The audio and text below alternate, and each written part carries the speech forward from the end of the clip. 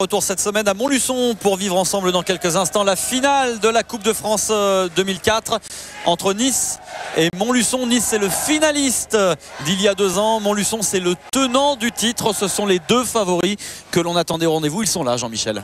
Oui, c'est vrai Thierry, c'est un petit peu la finale rêvée. C'est une finale qui promet d'être indécise, même si on peut penser que Nice est légèrement favori sur le papier. Allez, on rentre tout de suite dans cette finale avec, une fois n'est pas coutume, un tête-à-tête que l'on va vous proposer. Un tête-à-tête qui va être très spectaculaire, on l'attend. C'est l'affrontement entre Christian Fasino et Philippe Quintet. C'est parti. Ah, c'est pas le... On débute cette finale, Jean-Michel. Ah bon, je croyais que c'était la ligne de Par perte. un petit tête-à-tête. Un petit tête-à-tête sympathique, hein, entre 2 jeunes premiers qui débutent. Christian Fasino opposé à Philippe Quintet. Le tirage au sort fait quand même bien les choses, hein. Ah oui, et puis il ne l'a pas fait justement uniquement sur cette partie, hein, parce que les autres tête-à-tête, ça donne lieu à des affrontements magnifiques, et en plus entre des joueurs qui se complètent bien, hein. On pourrait citer Stéphane Ruffaut par exemple qui joue contre Fred Perrin. Oui, qui n'a pas joué longtemps d'ailleurs, hein. Oui, d'ailleurs, parce que Stéphane Ruffaut s'est largement imposé 13-3 face à Fred Perrin. On pourrait citer Luis Alexio qui vient de battre Eric Zasdias. C'est vrai que ça fait une très très belle partie. Et puis on a Fred Foni juste à côté, opposé à Raphaël Ripen. Raphaël Ripen contre Foni, tandis que Valérie Agosta joue évidemment contre Andy Gepesser et que Pascal Dacruz est opposé à David Winterstein. Et dans la partie qui nous intéresse, Fasino Quintet, c'est Fasino qui mène 6-4.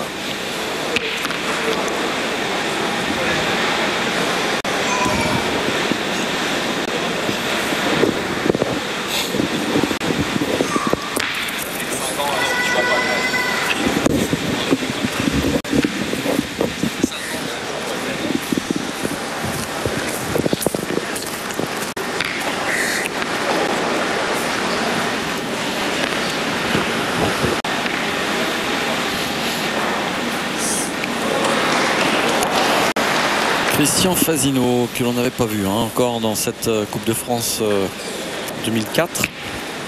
C'est vrai que la semaine passée, au moment des demi-finales, le seul moment où on aurait pu le voir, eh bien, il n'avait pas été aligné, Christian. Il avait été gardé en réserve de la patrie. Voilà. Un petit peu long. Moi, à mon avis, vous savez, le jeu de tête-à-tête, c'est quand même spécial. Et à mon avis, Philippe Quintet va continuer à tirer, hein. Il a fait palais à la première. Il est mené 4-6.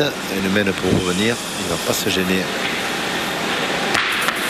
Ah, il contre sur la sienne, mais ça ne change rien. Ça l'arrange, au contraire. Ça l'arrange parce qu'il ne fait pas contre. Celle-ci sortait. Et il n'aurait eu qu'un point. Que là, en faisant contre, ça a ralenti sa boule. Donc il a 2 points par terre. Ah, il garde 2 points en jeu. Effectivement. Possibilité de joli mène pour Quintet.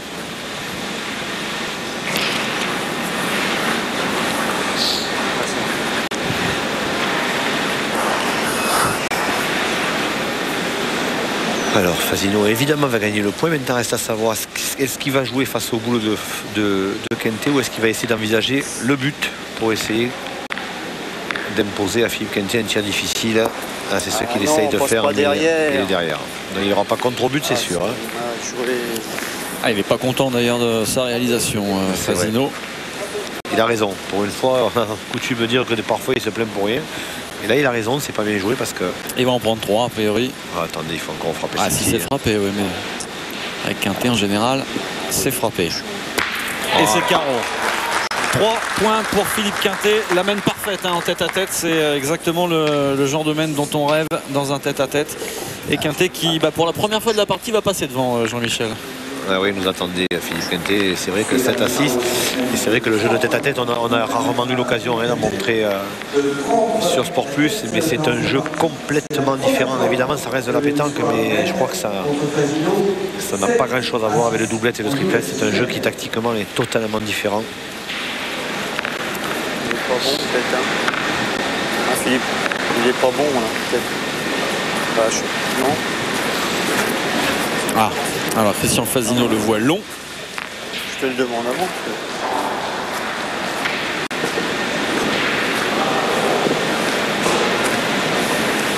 Ouais, c'est peut-être un poil long a priori. Hein, il doit être limite, hein, peut-être. Ouais. Peut-être 9,80 ou je sais pas. Alors là c'est le jeu. L'intérêt de... J'allais dire l'intérêt de Quintet, c'est d'aller jouer long. Cela dit, à 10 mètres, Christian Fasino, c'est un monstre aussi. Hein. Oui, mais comme c'est Philippe Quintet qui joue en premier, si on pense que les joueurs vont jouer toutes leurs boules, ben, il vaut mieux jouer quand même à 10 mètres pour essayer d'être moins sous la douche, comme on dit en termes techniques. Et il est bon. Il était bien 9,80, c'est Fasino qui avait raison. C'est son pronostic.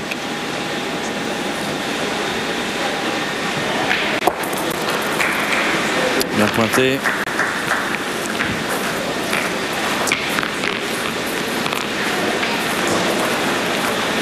Et là c'est un jeu qui est a priori assez simplifié en tête à tête. Normalement Christian Fasino doit tirer. Et tirer 3 fois dans la main si ça s'y prête. Ah. Les boules qui glissent un petit peu. C'est un Fasino qui est le champion de France en titre en tête à tête. Et ce depuis 2 ans consécutivement. Puisqu'il avait gagné à Colombo Verde. Et il a gagné l'année dernière à Dijon. Superbe.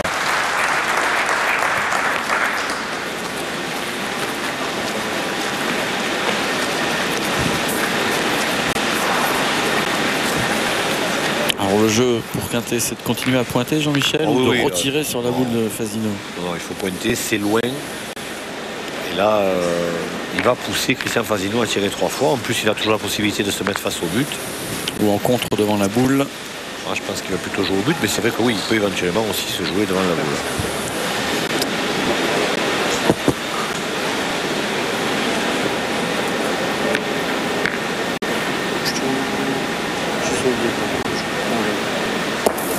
Oh, c'est court. Ah, il a perdu. Par contre, ça, c'est plus grave. En tête à tête, à ce niveau de jeu, Thierry, vous perdez une boule, c'est quasiment la main qui s'enfuit.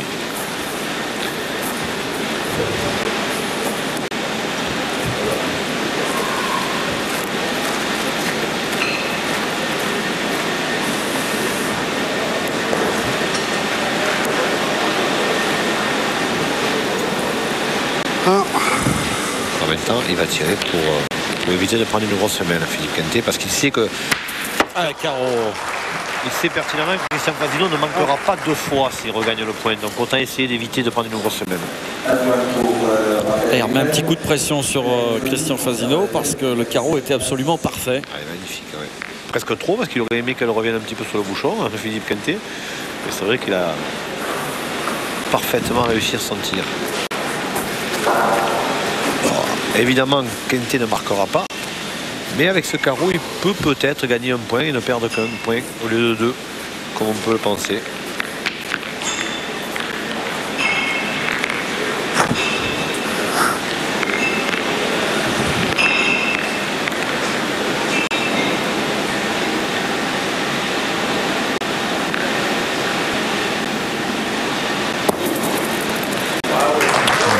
Christian Fasino qui embouchonne. Là, on a du très très haut niveau. Hein. Ah, il se perd un minimum de boules. Hein. Je vous dis, la moindre boule perdue, c'est quasiment la main qui s'envole. On va parler de très très haut niveau, c'est un euphémisme. On a le meilleur joueur du monde, Philippe Quintet, face au joueur du siècle, Christian Fasino. C'est pas mal. Hein. On est bien là. Fasino, qui est le plus beau palmarès de tous les temps. Encore à 2. Ouais, Fasino qui va marquer 2 points pour reprendre la tête dans ce tête-à-tête. Ah, il y a du chassé-croisé là. Hein. Et vous voyez, Thierry, le tête-à-tête qui est un jeu relativement rébarbatif, hein, parce qu'il y a quand même moins de spectacle. Mais quand c'est joué par Fasino et Quintet, ça devient subitement spectaculaire. C'est tellement bien joué.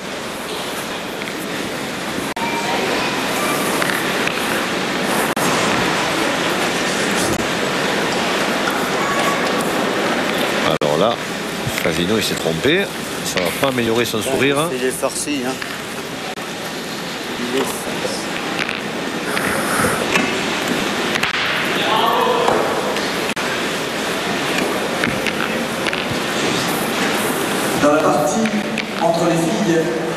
Agosta et Edwige Cosser sont à égalité 10 partout, tandis que Montluçon vient d'inaugurer son score avec la victoire de David Winterstein face à Pascal Delbrue sur le score de 13 à 6. Nice mène 2 victoires à 8, c'est-à-dire 4-2. Et ça se resserre. Ben oui, parce que Winterstein, il était mené à un moment donné contre Santa Cruz, il a réussi à gagner. Et Valérie Agosta menait largement et maintenant elle est 10 à 10 contre Edwige Besser. Passe derrière, passe derrière.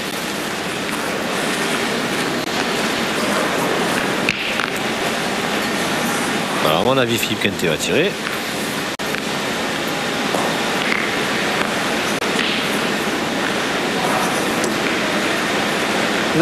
Deux.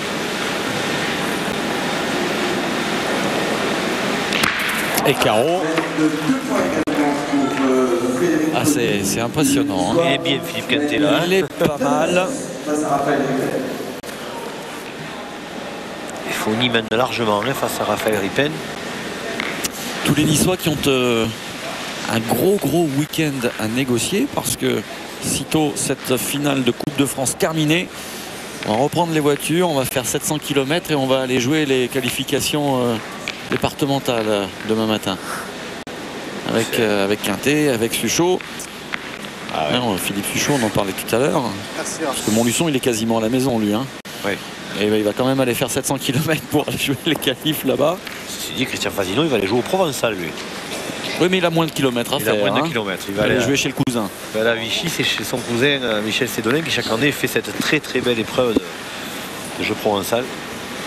Épreuve sur invitation. Un beau couvert de Bellerive sur Allier.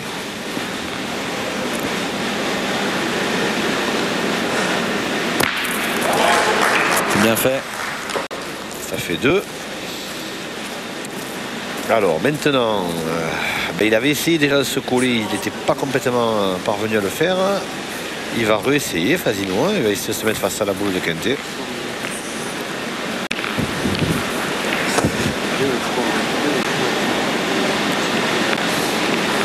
Alors, il marmonne. Je sais vous le dire, ça marmonne. Comme on dit chez nous, il roumègue. Un petit coup, quoi.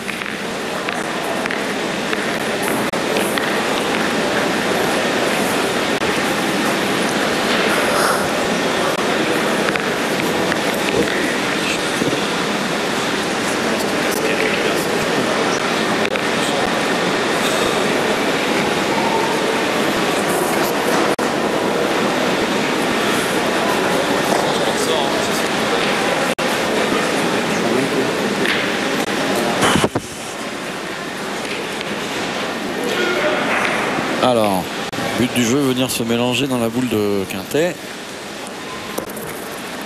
Ou d'embouchonner. Il a bouchonne pas. presque réussi. Pas fait pareil. Ah oui. Je suis pas persuadé qu'il a joué là, Thierry. Il me semblait quand même plutôt qu'il essayait de jouer face à la boule. Et il aurait été peut-être finalement plutôt heureux de se mettre face au but. Hein. Alors, Philippe Quintet pour 3 nouveaux points. Attention au contre derrière. Ouais, recule. Et 3 points pour Quintet. On est en train d'assister à une super partie de tête à tête. C'est magnifique. Quintet repasse devant 10 à 8. 3 points pour Philippe Quintet, le chassé croisé continue. Le Niçois reprend la tête de la partie 10 à 8. On joue net. 11e net.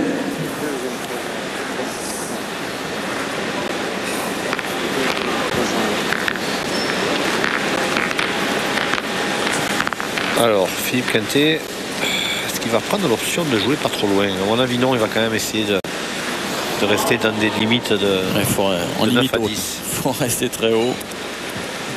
Voilà. Victoire chez les filles de Valérie Agosta. Ah, ça se précise pour Nice, Valérie Agosta qui s'est imposée face à Edwige Besser. 6 à 2.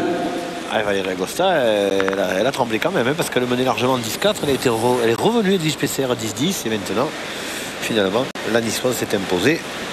Et ça fait déjà 3 victoires pour Nice contre une pour Montluçon.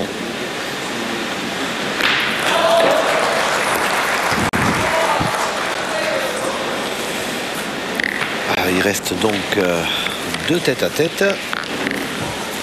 Fony mène contre Ripen et Quintet mène face à Fasino. Pour le garde central, excellente tête de Si Nice venait à remporter les deux parties, ça serait une option intéressante prise par les Ducs. Oui, parce qu'ensuite, il leur suffirait, entre guillemets, de gagner soit les 3 triplettes, soit les 3 doublettes, soit de gagner une doublette et une triplette.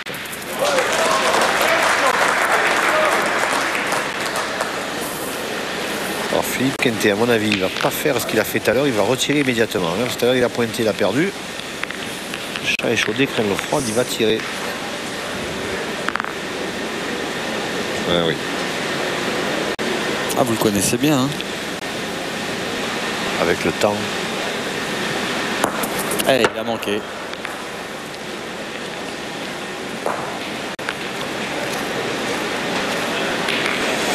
Et là, à mon avis, il faut tirer encore.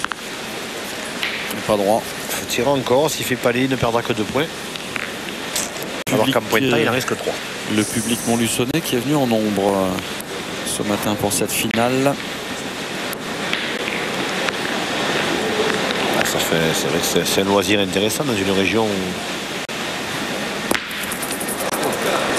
Avec un T, c'est comme s'il avait manqué. Donc Fasino ne va pas jouer et il va marquer 3 points. Et le chassé croisé se poursuit. Et de 3 points pour Christian Fasino. C'est à toi droite. Cette fois, c'est le Montluçonnais qui est 11 à 10. Jean-Michel, on va débuter la 13e mène. Nous y sommes.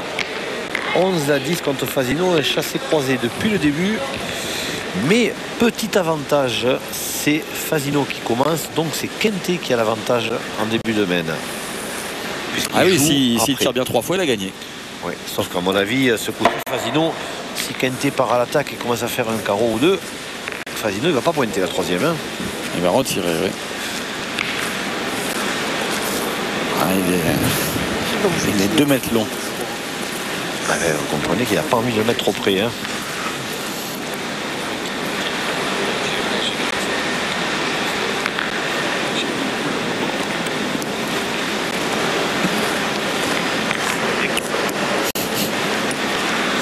Alors ça fait déjà 2 fois qu'il le jette mal, Christian Fasino. Il ne faudrait peut-être pas prendre de risque au 3e coup parce que ça aussi c'est important, hein, ce genre de rencontre. Le jet du but. Il tombe bien au moins. Il est bon ce coup-ci. Si, se fait rire tout seul, Christian Fasino.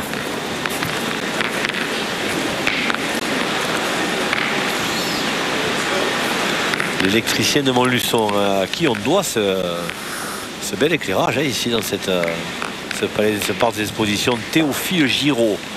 Oh, ça vous plaît, ça. Ah non, mais ce monsieur, il a donné son nom à ce parc d'exposition, il faut lui rendre hommage. Hein.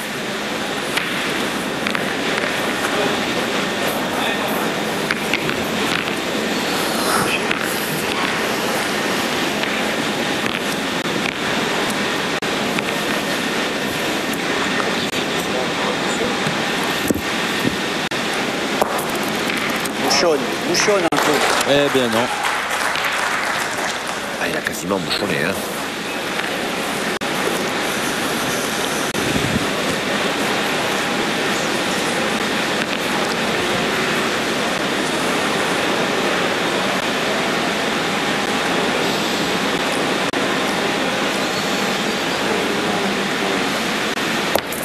Chiquet. Aïe aïe aïe. Mène renversée, il peut perdre. Aïe aïe aïe. Ça va vite, hein. Tout va très vite dans un tête-à-tête, c'est ça. La moindre boule perdue. 2 points pour l'électronie. Le soir mène 11 à 9 face à Raphaël. Ah, ça s'est resserré quand même du côté de Foni-Ripen. Hein. Foni mène certes, mais il ne mène plus qu'à 11 à 9. Ah, mais Raphaël Ripen, doit-on le rappeler, est en train de faire une super Coupe de France. Hein. Ouais, exact. Même si la semaine dernière, on l'a vu perdre cette doublette vraiment de peu. À mon avis, elle était un petit peu présomptueuse sur la fin, notamment sur la dernière semaine. Aïe, aïe, aïe, aïe, aïe, c'est perdu quasiment. Elle a fait